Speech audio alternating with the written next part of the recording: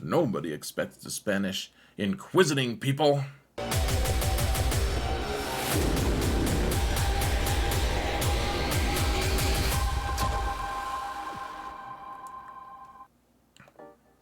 Hello everyone and welcome to another episode of Zetas Prevails. Today we're going to talk about Inquisition and in which order should you gear them and Relic 7 them for the Riva mission and get them upgraded for the Grand Inquisitor unlock, just all the different things. Plus we're going to talk about which Zetas are going to go on all of them and do any of them need their Omicrons. So just all together what you're going to need. I'm going to be making a Faction Essentials video very shortly to cover the Inquisition, to show you guys how it all works.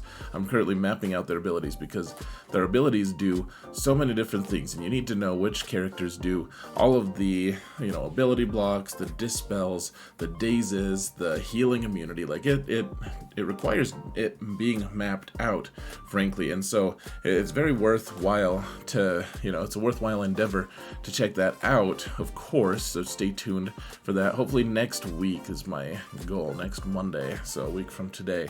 Hopefully, fingers crossed, no promises. But that being said, let's actually jump into it as soon as we mount the algorithm, guys. Please help me get this channel moving. Hit that thumbs up button, subscribe if you haven't already, comment in the comment section. All that stuff helps me mount the algorithm. It helps me and you mount the dang thing. Mount the algorithm before the algorithm mounts you. You're going to prefer that you do the mounting. Trust me on that one. Now, we're going to go into the game, and I'm going to show you eventually, probably just a quick overview of what I like about each of the characters, just so you guys have a little bit more, I don't know, you could speak with authority about the team a little bit more than just I could give you a list, a prescribed list, and I'm basically just doing that anyways. But I want to give you guys a brief overview of the squad as well, so you can kind of understand and get a gist of what's going on with this. Why are we choosing to do this? Just so, I've never been one to stupid computer telling me to upgrade my storage. Awesome. Just chiming on in. Thank you, computer. But here's the thing. We really want to be able to explain on this channel why we're doing things, right? I could give you a list, and that's fine. A lot of channels will do that. I like to explain things. I like to help you understand the underlying principles of why I'm saying some of these things. And so, even though some of it's not going to be perfectly clear all the time, I do like to be able to explain my reasoning, and then you guys can actually, I learn a lot from you guys in the comments. You're like, oh, hey, I have a better idea. I'm like, oh, no, that's not a better idea. That's awful. Or, vice versa. I sometimes I am just like, wow, that was actually pretty impressive. So, all right. There's kind of a weird order here, guys. Why don't we actually just move forward for a sec and say, okay, for the initial gear and farming order, the goal, of course, is Relic 5, right? You need them to unlock Grand Inquisitor. And so, the question is, which Inquisition character, which Inquisitor is going to want you to use their... which one do you want to be able to use first? You can choose which order to gear them, and which one do you want available first. And I would say that if you have her ship, Second Sister's probably the most useful. The squad itself, the characters are not that useful in and of themselves. They just really kind of aren't. And Ninth Sister, she's a decent tank for Lord Vader. I would say that if you have a good Lord Vader, though, you probably want her at more than just Relic 5 if you really want to use her for Lord Vader, just because he gains all of that mastery based off of her Relic level. But you could get a Ninth Sister up, Second Sister, like I said, just for a ship. Otherwise, she's really not useful at all until you get the whole squad together. And then Eighth Brother can be useful because of the AoE blind in Conquest, again, in the fifth node or whatever, the fifth treasure node. It's kind of nice. And otherwise, the other ones, like I said, the squad themselves, the characters are not that vital to any other squads. They're not plug and play, not yet, at least, not in terms of what we're looking at. And so if you want to go second sister first because of her ship, ninth sister, or whatever, like, I mean, fifth brother is fine because he's kind of the leader and he gets the dispels. You might want him to live longer. I mean, it's whatever though, guys. You want them all relic 5, and it's painful to get there, I realize, but once you do, the squad's pretty fun, actually. So if you want to make the unlock easier, if you're like, okay, alright, so the unlock event is pretty soon, and I can only afford to put a couple of them up to relic 7. First, I'm going to get all of them to 7 eventually, but right now I need to get them to 7 because the Riva mission requires it anyways. What's the priority for relic 7? And I would say, just to make if you want to make the unlock itself easier, it's going to be 7th sister because she takes so many turns, and she's the one who dies the most often because she's kind of frail. And the more relic levels and mastery you give her, I think she has dodge on her mastery, which plays really well with the rest of her kit. And so 7th sister, really, she kind of dominates that whole unlock mission, honestly, guys. And then 9th sister does take a lot of hits, and you don't want her to die, so making her tanky is great. And then 2nd sister is really nice in those unlock missions because she hits really hard. And the rest of them, I mean, I unlocked just fine once I figure out the mechanics. And I had a guide. I'm going to be making another guide later on, closer to the event. But I unlocked just fine at Relic 5. You just have to understand all the different mechanics at play, which is... it's a little bit tricky, so I wouldn't blame you guys if you don't want to do that.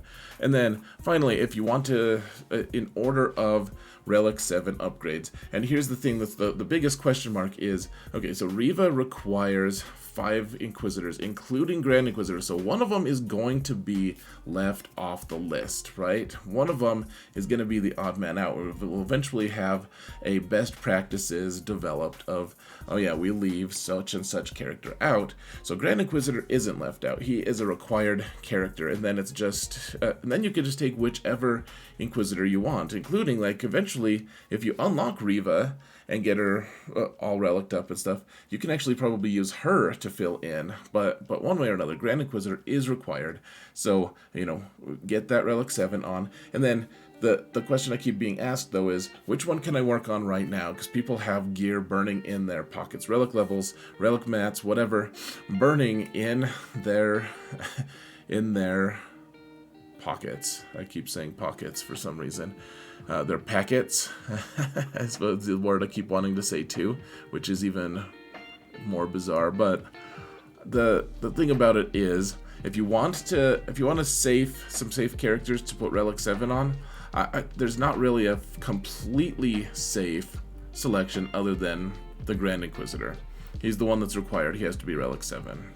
You should do it anyways because he's a great character. He would be in there even if, I mean, he might not be in there, frankly, if we're not sure about all the different unlock requirements and stuff. Like, the new TB is coming out like tomorrow, today, if when this is released. So we're not sure, but I would say the safest, if you want to put, if it's burning a hole in your pocket or your packet, then I would say Ninth Sister's probably the most obvious one for us.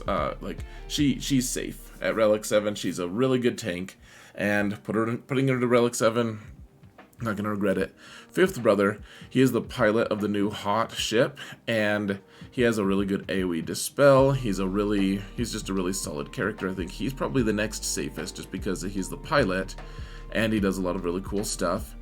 And then after that, it's not safe, guys, because Seventh Sister has serious issues. Like, you're going to be fighting Jawas, and we don't know exactly what it looks like and how powerful they are. But like, if she's assisting every single turn, normally that's really nice. She gets a lot done. But if you understand anything about how the Jawa mechanics work with thermal detonators, she's going to be adding a ton of thermal detonators to her team if she assists every single time someone does something. I think there's a decent chance she gets left off the team. Also, Second Sister is she could be left off the team too. She's not as good as Eighth Brother, frankly. And then Eighth Brother is he's really good, but we just don't know. 2nd or 8th. I feel like those two have a decent chance of being left off too. Seventh sister. So the top three are the safe ones in my opinion, and then the bottom 3 are like, well, maybe just wait for a few days, you know? Maybe just wait. Okay, so let's talk about each of the characters individually for just 1 second, folks. Just so I can give you like 2 things that I like most about each character. Ooh, actually, before that, I want to talk about Zetas. So let's get to the game. Whoa, we're in the freaking game. And in terms of Zetas and Omicron. So first off, no Omicrons are required for this team at all. And maybe Grand Inquisitor if you ask your guild leader or whatever, if that's part of your plans. But otherwise, no Omicrons, guys, whatsoever. Once you get Riva, that's a different matter. We'll have to figure that out later. But Grand Inquisitor, maybe. Otherwise, the other Zetas, I would say the non-leadership Zetas, yes, do those. Absolutely, all of them, absolutely required. The leadership Zetas, I used all of my leaderships on that for the Grand Inquisitor squad, and your mileage may vary. So I'm not telling you have to do this, but if you follow my guides, you're probably gonna watch me use all of the leadership Zetas. Except for, I don't know if 9th Sister is a leadership Zeta or not, I don't remember off the top of my head, but one way or another, I did not use her leadership in the unlock for Grand Inquisitor.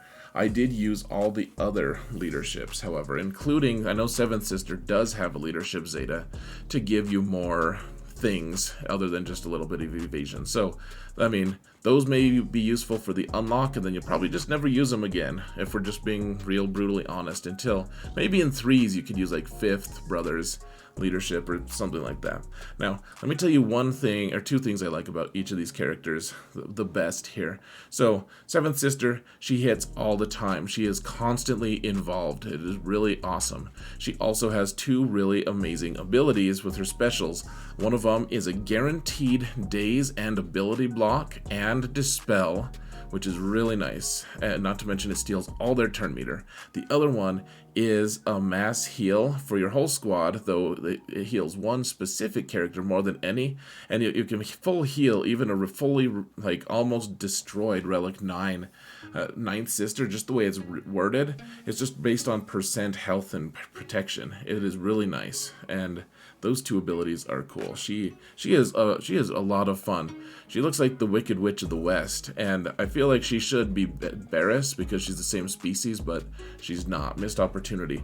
The Horn Chinian, I love that she's such a thick tank. I love that her physical appearance is thick, and she ends up being just crazy tanky, and she does an AoE daze, which is really cool. She also has a passive taunt, which is really nice.